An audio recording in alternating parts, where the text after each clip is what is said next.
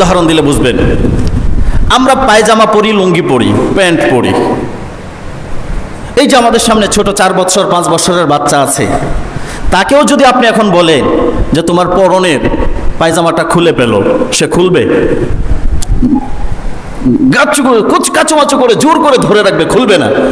কারণ সে জন্মের পর থেকে, যখন থেকে সে দৃষ্টি দিয়ে দেখতে পারে, বুঝতে পারে, তখন সে বুঝে যে না, এটা খোলা যাবে না, এটা পরে সবাই পরে, না লুঙ্গি পরে, পায়জামা পরে, প্যান্ট পরে, এটা খোলার কোনো সুযোগ নেই, যার কারণে সে এটা খুলে না। এই লুঙ্গি, পায়জামা, প্যান্ট এটা হচ্ছে আমাদের সমাজে প্রতিষ্ঠিত, আমাদের সমাজে কায়েম। বুঝতে পেরেছেন কথা? বুঝতে পেরেছেন কথা? এই লুঙ্গি হচ্ছে আমাদের সমাজে প্রতিষ্ঠিত, লুঙ্গি, পায়জামা, প্যান্ট এগুলো হচ্ছে আমাদের সমাজে প্রতিষ্ঠিত, আমাদের সমাজে কায়েম। কিন্তু নামাজ, বাবা ঘর থেকে বের হয়ে আজান হলে পরে নামাজে চলে আসে, ছেলে মোটেও নামাজে আসে না। আবার একটা পরিবারে 5 জন মানুষ যদি থাকে, 2 জন নামাজ আদায় করে, 3 জন নামাজ আদায় করে না। একটা সমাজে যদি কয়েক হাজার লোক বাস করে, সেই কয়েক হাজার লোকের মধ্যে মোটে 20, 30, 40, 50 জন নামাজ আদায় করে, আর শত শত হাজার হাজার লোক নামাজ আদায় করে না। তার মানে হলো আমাদের সমাজে এখনো নামাজ প্রতিষ্ঠা হয় নাই। বুঝাতে পেরেছি? প্রতিষ্ঠা কারে কয় বুঝতে পেরেছেন? ইব্রাহিম আলাইহিস সালাম দোয়া করলেন, রব্বি জাআলনি মুকিমাস সালাত ওয়া মিন যুররিয়াতি রব্বানা ওয়া তাকাব্বাল দুআ। ওগো রব, আপনি আমাকে সালাত প্রতিষ্ঠাকারী বানান এবং আমার বংশধরদের মধ্য থেকে যারা আছে তাদেরকেও সালাত আদায়কারী বানান। তার মানে ইব্রাহিম আলাইহিস সালামের শরীয়তে নামাজ প্রতিষ্ঠা ছিল, নামাজ ফরজ ছিল। এরপরে ঈসা আলাইহিস সালাম সম্পর্কে আমার আল্লাহ পাক রব্বুল আলামিন বলেন, ওয়া আওসানি বিস সালাতি ওয়াজ যাকাতি মা দুমতু হাইয়া। ঈসা আলাইহিস সালাম বলেন, তিনি আমাকে নির্দেশ দিয়েছেন, মানে আল্লাহ আমাকে নির্দেশ দিয়েছেন বিসসালাত, নামাজ আদায় করতে, ওয়াজ যাকাত এবং যাকাত প্রদান করতে, মা দুমতু হাইয়া, আমি যতদিন পর্যন্ত জীবিত থাকি ততদিন নামাজ আদায়ের এবং যাকাত দেওয়ার নির্দেশ আমার আল্লাহ আমাকে দিয়েছে। তার মানে বোঝা গেল ঈসা আলাইহিস সালামের শরীয়তে নামাজ ফরজ ছিল, নামাজবিহীন ঈসা আলাইহিস সালামের শরীয়ত ছিল না।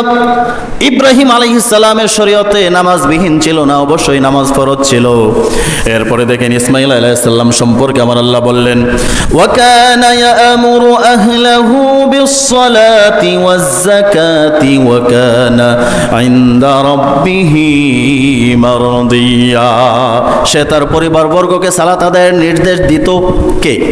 ইসমাঈল আলাইহিস সালাম।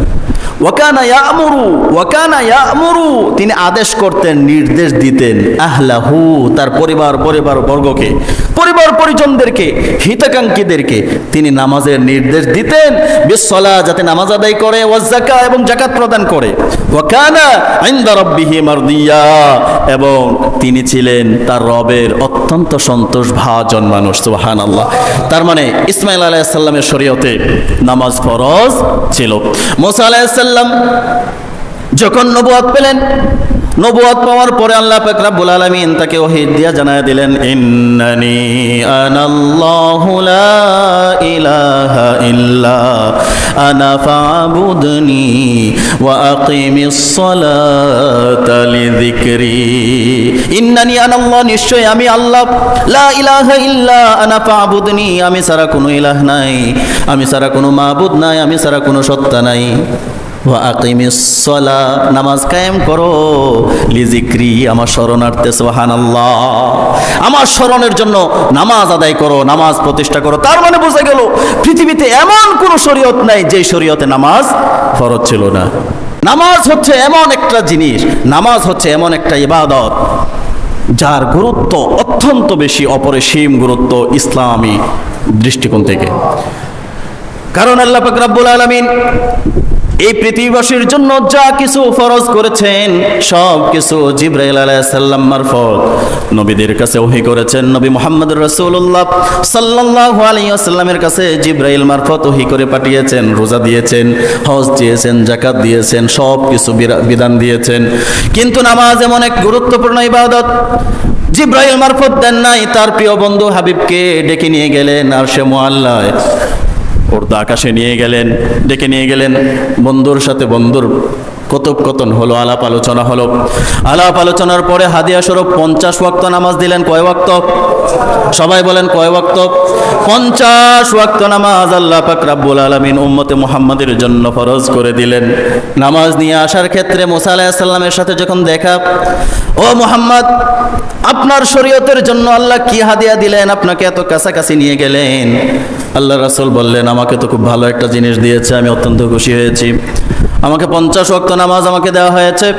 মুসা আলাইহিস সালাম বললেন, ওগো আল্লাহর নবী, 50 ওয়াক্ত নামাজ আমার এত শক্তিশালী উম্মতরা আদায় করতে পারে নাই। আপনার উম্মত দুর্বল হবে, তারা পারবে না, আপনি যায় কমায় আনেন। এভাবে আল্লাহ রাসূল বারবার আল্লাহর কাছে আবার গিয়ে কমাতে কমাতে 5-এ এসে ঠেকলো। মুসা আলাইহিস সালাম এটাও পছন্দ করলেন না, বললেন আবার যান। আল্লাহ রাসূল বললেন, আমার লজ্জা লাগে, আমি বারবার আর যাব না। আল্লাহ পাক রব্বুল আলামিন রাসূলকে বললেন, ওগো নবী, আপনার উম্মতেরা যদি এই 5 ওয়াক্ত নামাজের যথাযথ ব্যবহার করে, 5 ওয়াক্ত নামাজ সময় মতো আদায় করে, সমাজ, রাষ্ট্র, পরিবার বর্গের মধ্যে যদি নামাজ প্রতিষ্ঠা করে, তাহলে এই 5 ওয়াক্ত সালাতেই তাদের 50 ওয়াক্ত সালাতের নেকি পেয়ে যাবে।